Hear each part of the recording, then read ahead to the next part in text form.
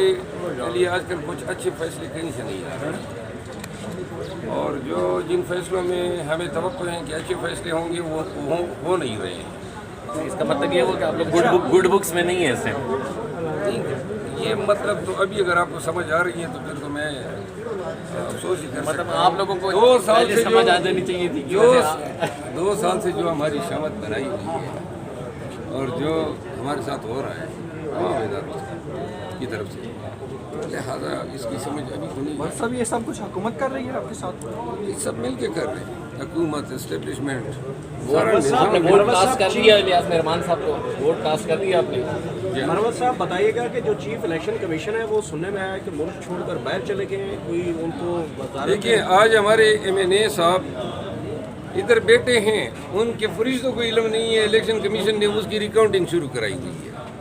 اس طرح دیر نگری ہوتی ہے۔ مروت صاحب ہائی کورٹ ایک بھی ہماری درخواست ریکاؤنٹ کی منظور نہیں کی اور تمام ہماری مخالفین کی درخواستیں منظور کی۔ ہائی کورٹ کے فیصلے کو چیلنج کریں گے سپریم کورٹ میں؟ یہ لازم ہے، کریں گے۔ لازم ہے۔ ابھی تک بھی آپ کے جو کینڈیڈیٹ سے دوبارہ گنتی میں دوبارہ ہروائے جا رہے ہیں، اور ابھی فگر آ رہے ہیں کہ 15-20 ایم این اے مزید دوبارہ گنتی میں آپ کے جو ہے وہ کل عمر ایوب خان نے اس کا ذکر کیا ہے کہ شاید 20 نشستیں اور ریکاؤنٹنگ میں ہم سے لی جائیں گی۔ تو گزارش یہ ہیں، بڑی ان کی نظریں ہیں نشستوں پہ، لگتا یہ ہیں کہ یہ چاہتے ہیں کہ ادھر کوئی دوسرا ہو ہی نہیں۔ قوم نے جن کو مینڈیٹ دیا تھا، جن کو یہاں ایوان جن سے بڑا ہونا چاہیے تھا۔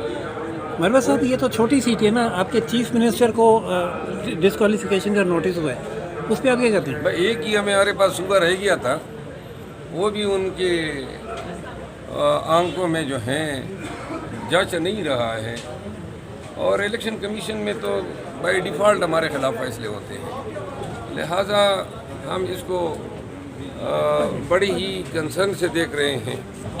میرا خیال ہے کہ اس نوٹس کو چیلنج کیا جانا چاہیے ہائی کورٹ میں، تاکہ اس سے بتائیے گا کہ اگر 20 نشستیں آپ سے دوبارہ لے لی جاتی ہیں تو پھر کیا آپ سڑکوں پر آئیں گے؟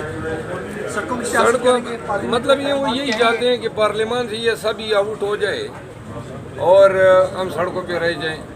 بہرحال اگر اس طرح یہ پارلیمان میں اپنی عددی تعداد بڑھائیں گے جس طریقے سے یہ کر رہے ہیں اور جس طرح ابھی تک بڑھا چکے ہیں، تو اس کا مطلب یہ ہے کہ وہ یہ چاہتے ہیں کہ عوام پاکستان نے جن کو پہنچایا ہے ان کے بجائے وہ لوگ ادھر بیٹھے جن کو الیکشن کمیشن نے پہنچایا ہے۔ سر گنڈا پور نے اپنی سیاست اور اپنی سیٹ بچانے کے لیے کل نواز شریف سے ملاقات کر لی اور ان سے ہاتھ ملا لیا، آپ اس بارے میں کیا کہیں گے؟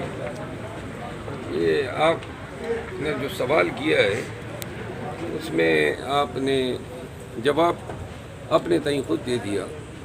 دیکھیں کے پی کے بڑے مسائل ہیں، بدامنی کا مسئلہ ہے، ہائیڈل پاور کے مد میں ارب روپے دینے ہیں وفاق نے، وہاں پہ معیشت کی جو ہے زبوالی کا شکار ہیں، تنخواہیں رکی ہوئی ہیں سرکاری ملازمین کی، کیئر ٹیکرز گئے اور خالی خزانہ چھوڑ گئے۔ ان حالات میں ورکنگ ریلیشن شپ اگر پیدا ہوتے ہیں، لیکن گورنمنٹ تو پچھلے 10 سال سے آپ لوگوں کی تھی، پی ٹی آئی کی تھی، ادھر حالات آپ لوگوں نے خراب کیے یا کیئر ٹیکر گورنمنٹ نے کیے؟ پچھلی گورنمنٹ کے پاس تنخواہیں دینے کے آخری ٹائم پہ پیسے نہیں تھے، اس بارے میں کیا کہیں گے آپ؟ وہ جو پیسے نہیں تھے وہ پھر آپ کے جیب سے ادا ہوئے، ابھی تک سرکاری قرضے خزانے سے ادا ہو رہے ہیں، پہلی بات۔ دوسری بات، کے پی گورنمنٹ جو ہیں وہ ملک کے دیگر صوبوں کی طرح 16 سال ایڈوانس کی لون پہ جا رہی ہے، 16 سال۔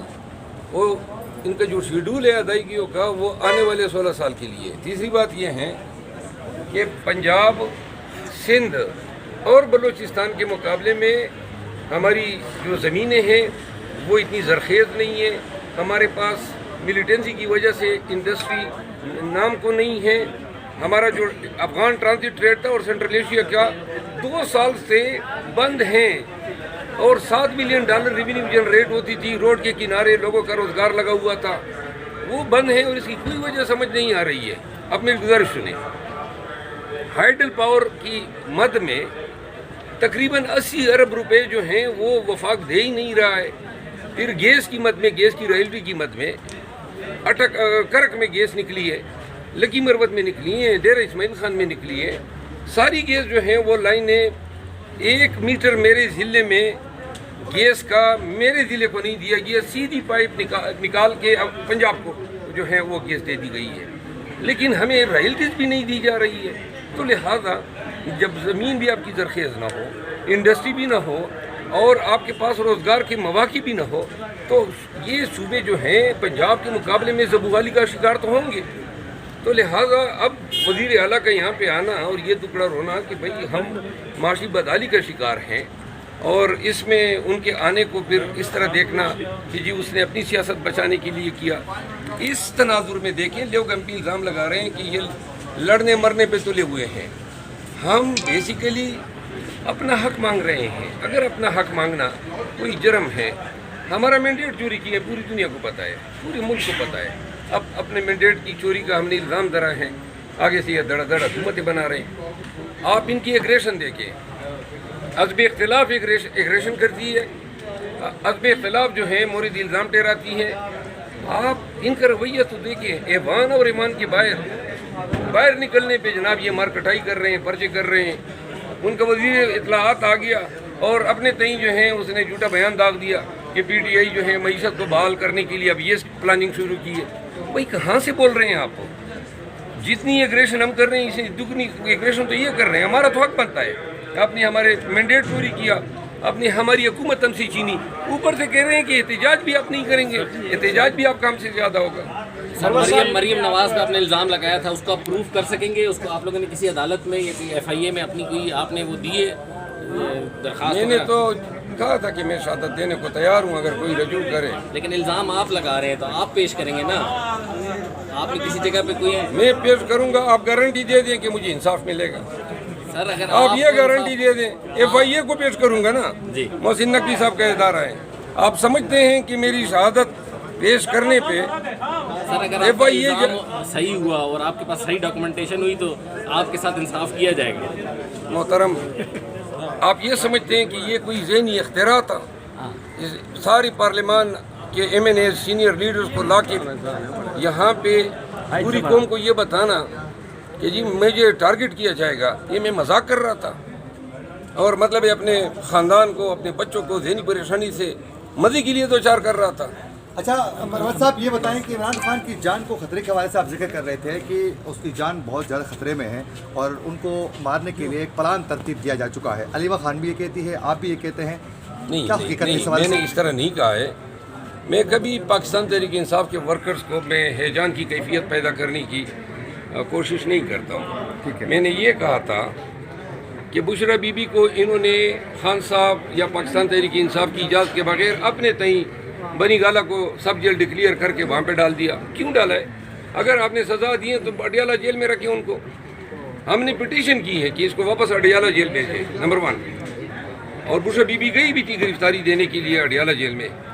नंबर 2, इन्होंने कहा कि 3 अफगानी पकड़े गए जिनके पास नक्शे थे, जिनके पास बारूदी मवाद था, जिनके पास ये प्लानिंग थी कि उन्होंने टारगेट करना था अडियाला जेल को।